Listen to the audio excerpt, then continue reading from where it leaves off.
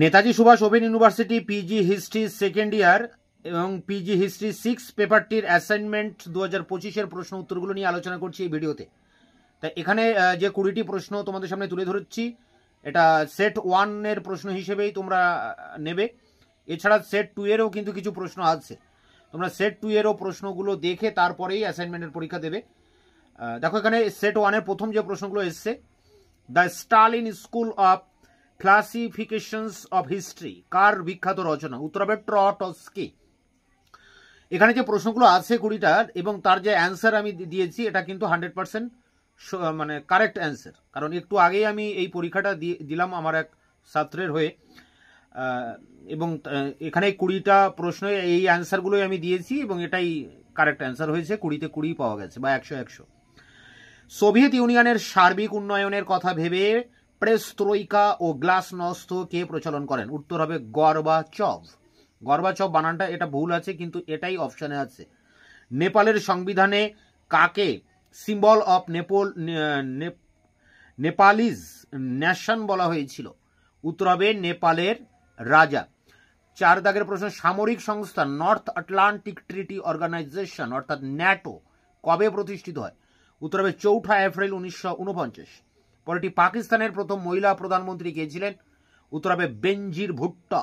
পরেরটি, ডমিনো থিওরির মূল প্রবক্তা কে ছিলেন? উত্তর হবে আইজেনহাওয়ার। পরেরটি, ফিদেল কাস্ত্রো, এখানেও ফিদেল বানান ভুল, দ হবে। ফিদেল কাস্ত্রো কবে কিউবায় ক্ষমতা লাভ করেন? 1959 খ্রিস্টাব্দে। পরেরটি, 1956 সালে কে সুয়েজ খাল জাতীয়করণের কথা ঘোষণা করেন? উত্তর হবে নাসের, মিশরের রাষ্ট্রপতি আব্দুল গামাল নাসের। পরেরটি দেখো, চীন কত সালে টিয়েনসিনের সন্ধি স্বাক্ষরে বাধ্য হয়? 1858। পরেরটি, কুওমিন্টাং দলের প্রতিষ্ঠাতা কে? উত্তর হবে সান ইয়াতসেন। পরেরটি, মহাত্মা গান্ধী তার জীবনের প্রথম সত্যাগ্রহ আন্দোলন কোন দেশ থেকে শুরু করেছিলেন? উত্তর হবে দক্ষিণ আফ্রিকা। 12 দাগের প্রশ্ন, শ্রীলঙ্কার প্রথম সংবিধান কোন সালে প্রবর্তন করা হয়েছিল? উত্তর 1972 সালে। পরেরটি, 1961 সালে কোন শহরে নির্জোট আন্দোলনের প্রতিষ্ঠা হয়? বেলগ্রেড। পরেরটি, ইঙ্গোচিন যুদ্ধ 1839 থেকে 42, মানে যেটা প্রথম আফিম যুদ্ধ, কে কোন ঐতিহাসিক চীনের আধুনিক যুগের সূত্রপাত হিসেবে ব্যাখ্যা করেছেন? উত্তর হবে ভিনাক। এখানে ভিনাক এবং ফেয়ারব্যাঙ্ক দুজনেই আধুনিক যুগ হিসেবে সূত্রপাত করেছেন, কিন্তু ফেয়ারব্যাঙ্ক অপশানে নেই, ভিনাকটাই আছে, তাই ভিনাকই উত্তর হবে। 1972-তে গুরুত্বপূর্ণ আক্রমণাত্মক অস্ত্রশস্ত্র সীমিত করার উদ্দেশ্যে মার্কিন যুক্তরাষ্ট্র সোভিয়েত ইউনিয়নের মধ্যে কি চুক্তি সম্পাদিত হয়? সল্ট 1। সল্ট 1 হয় 1972 এবং 1979-তে হয় সল্ট 2। অপশানে তোমরা শুধু সল্ট 1টাই পাবে। 1996 সালে সাধারণ সভায় পারমাণবিক পরীক্ষা নিষিদ্ধকরণ চুক্তি, যেটা সিটিবিটি, এর বিপক্ষে কোন দেশ ভোট পায় বা ভোট দেয়? ভারত, ভুটান এবং লিবিয়া। পরেরটি দেখো, চেরনোবিল, রাশিয়ার চেরনোবিলের পারমাণবিক চুল্লির বিস্ফোরণ কোন সালে হয়েছিল? 1986 সালে। পরেরটি, কোন সালে জাতিপুঞ্জের শান্তিরক্ষা বাহিনীকে নোবেল শান্তি পুরস্কারে ভূষিত করা হয়? উত্তর হবে 1988 সালে। এরপরে দেখো 19 দাগের প্রশ্ন, কর্নেল আব্দেল গামাল নাসের কোন সালে মিশরের রাষ্ট্রপতি হন? উত্তর হবে 1956 সালে।